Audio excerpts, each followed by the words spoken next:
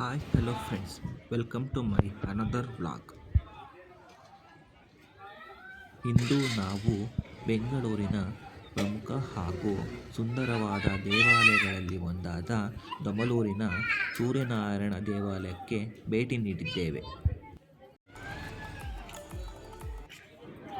ಇದು ಇಂದಿರಾನಗರ ಮೆಟ್ರೋ ಸ್ಟೇಷನ್ನಿಂದ ಕೇವಲ 2.5 ಕಿಲೋಮೀಟರ್ ದೂರದಲ್ಲಿದೆ. ನಿಲ್ದಾಣದಿಂದ ದೇವಸ್ಥಾನಕ್ಕೆ ಆಟೋ ಅಥವಾ ಟ್ಯಾಕ್ಸಿ ಮೂಲಕ ತಲುಪಲು 10 ನಿಮಿಷಗಳು ಬೇಕಾಗುತ್ತದೆ. ಇದು ಫ್ಯಾಕ್ಟರಿಯಿಂದ ಕೇವಲ 12 ಕಿಲೋಮೀಟರ್ ದೂರದಲ್ಲಿದೆ.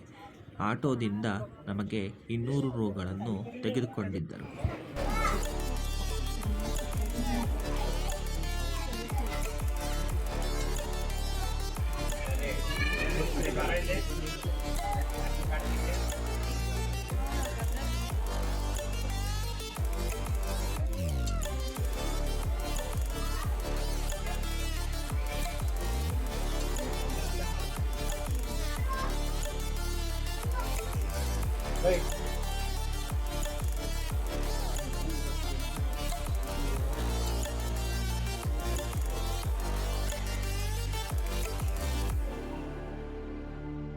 ಭಾನುವಾರವು ಸ್ವಾಮಿಯವರ ದಿನ ಆದ್ದರಿಂದ ಜನಸಂದಣಿಯು ಅಧಿಕವಾಗಿರುತ್ತದೆ.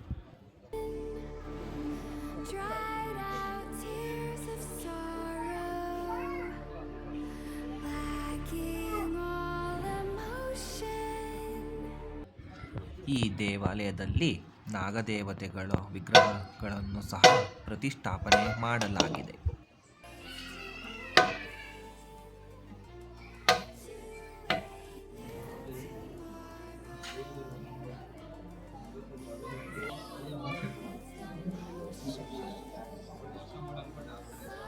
ದೇವಾಲಯದ ಆರಂಭದಿಂದಲೇ ಭಕ್ತರು ಸಾಲಿನಲ್ಲಿ ನಿಂತಿರುವುದನ್ನು ನಾವು ಗಮನಿಸಬಹುದಾಗಿದೆ.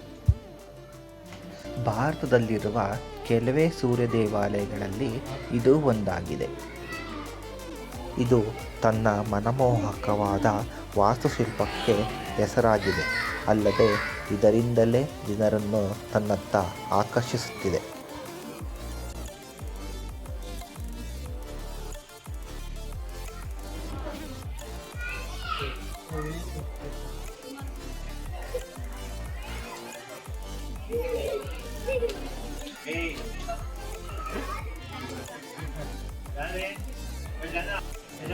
ಈ ದೇವಾಲಯವನ್ನು 1995ರಲ್ಲಿ ಪಟೇಲ್ ಆರ್.ಡಿ. ಕೃಷ್ಣಾರೆಡ್ಡಿಯವರು ನಿರ್ಮಿಸಿದರು.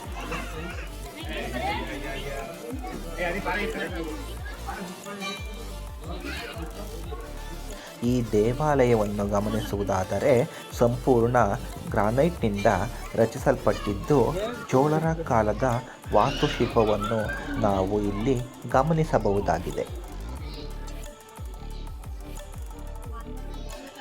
ಇಲ್ಲಿನ ಸೂರ್ಯನಾರಾಯಣ ಸ್ವಾಮಿಯ ವಿಗ್ರಹವು 3.25 ಅಡಿ ಎತ್ತರವಿದ್ದು ಬದರಿನಾಥದಿಂದ ತರಿಸಲಾಗಿದೆ.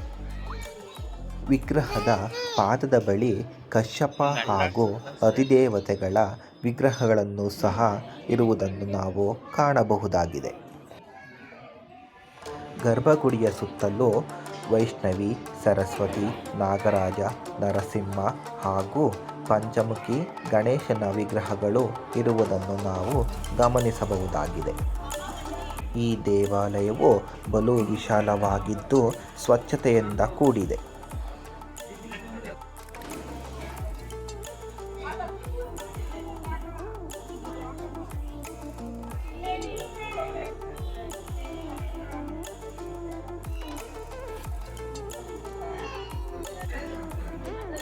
ಇಲ್ಲಿ ಪ್ರಸಾದವನ್ನು ಸಹ ಭಕ್ತರಿಗೆ ನೀಡಲಾಗುತ್ತದೆ.